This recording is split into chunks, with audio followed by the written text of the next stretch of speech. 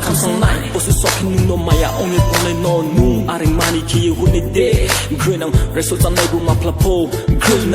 kapang sa neighbor ma plapo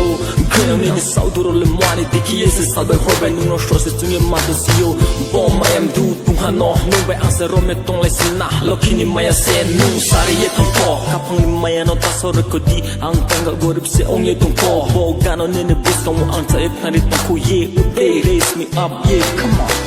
Oh my dear puisa nung ke hato se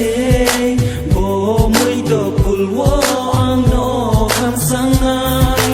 kapang bai ke nung no kau sung sao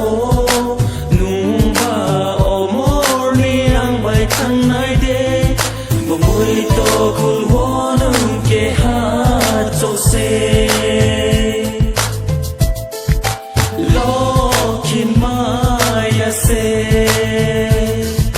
Nun sare thang po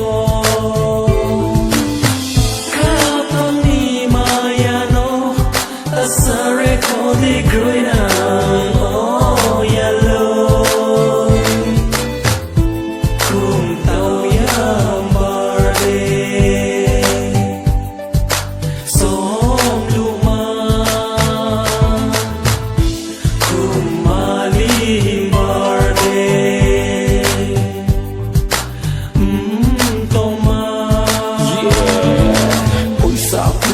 listen yeah nung le ai ni kha say nung le ai ni bru say puisa